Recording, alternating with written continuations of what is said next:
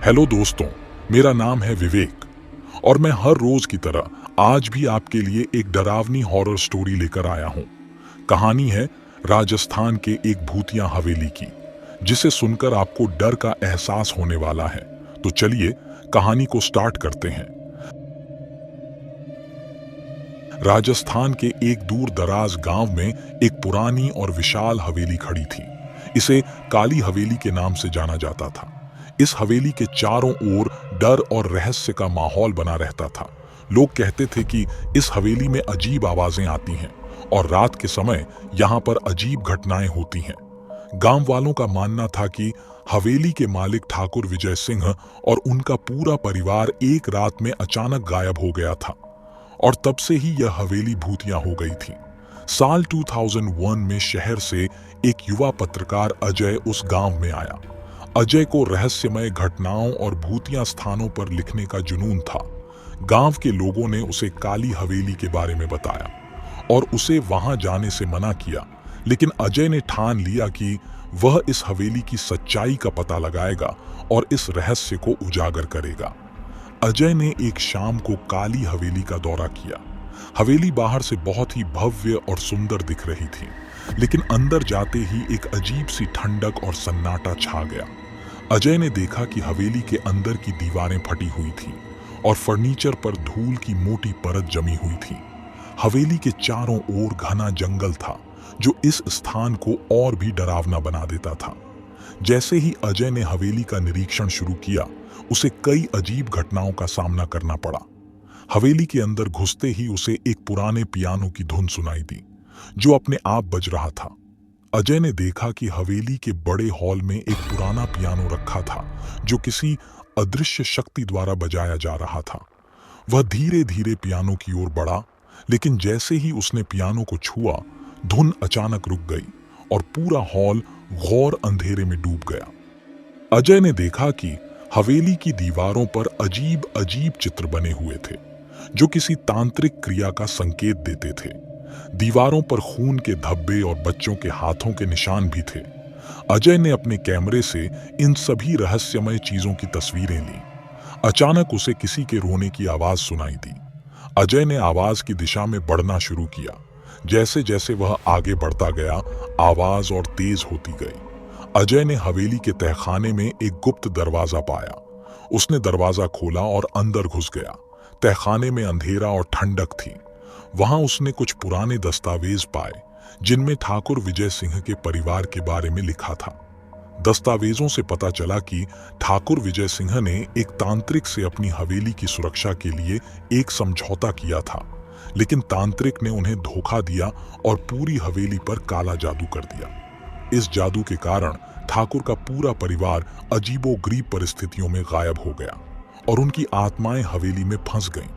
जैसे ही अजय ने दस्तावेजों को पढ़ा, हवेली के अंदर की हवा अचानक ठंडी हो गई और चारों ओर भयानक चीखें गूंजने लगी।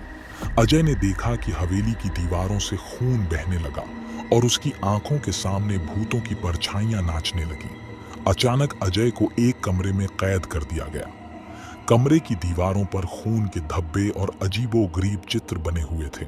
उसे ऐसा लगा जैसे दीवारें उससे बात कर रही हों और उसके चारों ओर भूतों की परछाइयां घूम रही थीं। अजय ने अपनी पूरी हिम्मत जुटाई और कमरे से बाहर निकलने की कोशिश की। उसने देखा कि हवेली के दरवाजे अपने आप बंद हो गए थे। अचानक एक भयानक चीख के साथ एक भूतनी उसके सामने प्रकट हुई। उसकी आंखें लाल और चेहरा डरावना था। अजय ने भागने की कोशिश की, लेकिन भूतनी ने उसे पकड़ लिया और उसे हवेली के एक अन्य गुप्त कमरे में ले गई। गुप्त कमरे में अजय ने देखा कि वहां ठाकुर विजय सिंह और उनके परिवार की आत्माएं फंसी हुई थीं। उन्होंने अजय से कहा कि तांत्रिक ने उन्हें इस हवेली में कैद कर दिया है और अब वे तब तक यहाँ फंसे रहेंगे जब तक कोई उनकी आत्माओं को मुक्त नहीं करता। ठाकुर विजय सिंह ने अजय से विनती की कि वह उनकी आत्माओं को मुक्त करने का प्रयास करे। अजय ने उन आत्माओं को मुक्त करने का प्रयास किया, लेकिन तांत्रिक के काले जादू की शक्ति इतनी प्रबल थी कि वह असफल रहा। अंत में हवेली ने अजय को भी अपनी गिरफ्त में ले लिया और उसकी आत्मा भी हवेली में फंस गई। अब काली हवेली में रात के समय अजय की आत्मा भी घूमती है और गांव वालों को हवेली से दूर रहने की चेतावनी देती है। अजय का गायब होना गांव में चर्चा का विषय बन गया। कई लोग उसके साहस को सलाम करते थे, लेकिन वहीं दूसरी ओर गांव वालों में डर और भी बढ़ गया। काली हवेली की कहानियां अब और भी डरावनी हो गईं और गांव के लोग उस हवेली के पास जाने से कतराते थे। लेकिन अजय का परिवार और उसके दोस्त उसके लौटने का इंतजार कर रहे थे। अजय के छोटे भाई राहुल ने ठान लिया कि वह अपने भाई को वापस लाएगा। उसने गांव वालों से हवेली की पूरी कहानी सुनी और सारी घटनाओं को ध्यान से समझा। राहुल ने तय किया कि वह अपने भाई को मुक्त करने के लिए हवेली जाएगा। राहुल ने रात को हवेली जाने का फैसला किया। उसने अपनी मां से आशीर्वाद लिया और काली हवेली की ओर निकल पड़ा। हवेली के पास पहुंचते ही उसे एक अजीब सी ठंडक महसूस हुई। उसने हवेली के अंदर कदम रखा और देखा कि चारों ओर सन्नाटा और अंधेरा था। जैसे ही राहुल ने हवेली का निरीक्षण शुरू किया, उसे भी वही अजीब घटनाएं होने लगीं जो अजय ने देखी थीं। उसने हवेली के तहखाने में छिपे दस्तावेजों को देखा और ठाकुर विजय सिंह की आत्मा से मुलाकात की। राहुल ने अपनी पूरी हिम्मत जुटाई और तांत्रिक के काले जादू को तोड़ने का प्रयास किया, लेकिन जैसे ही वह हवेली की दीवारों पर बने चित्रों और मंत्रों को मिटाने लगा, हवेली की आत्माओं का प्रकोप और भी भयानक हो गया। चारों ओर चीखें गूंजने लगीं, खून की नदियां बहने लगीं और भूतों की परछाइयां हवेली के हर कोने में नाचने लगीं। राहुल ने देखा कि हवेली के हर दरवाजे पर भूत खड़े थे जो उसे अंदर बंद कर रहे थे।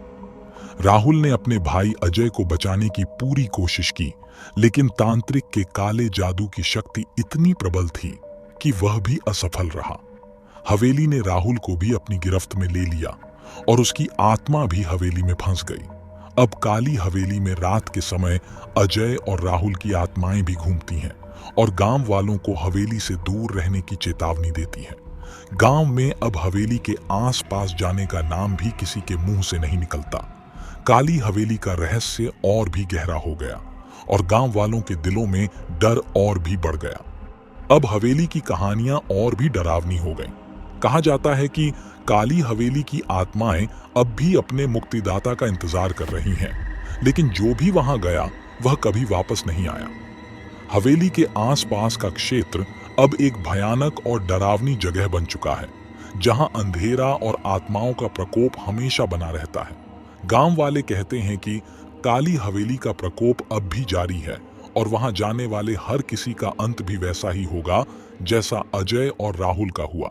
यह कहानी बताती है कि कुछ रहस्यों को अनजाना ही छोड़ देना चाहिए। तो दोस्तों, ये थी हमारी आज की कहानी। कहानी अच्छी लगी हो तो कमेंट में आपका नाम और आप किस जगह से कहानी को सुन रहे हो कमेंट करके रखिए। कौन कौन कमेंट करेगा उनका नाम मैं मेरी अगली कहानी में लेने वाला हूं। और दोस्तों, वीडियो को लाइक करके चैनल को भी सब्सक्राइब जरूर करके रखिए। तो चलिए मिलते हैं अगली कहानी में। तब तक के लिए शुभ रात्रि।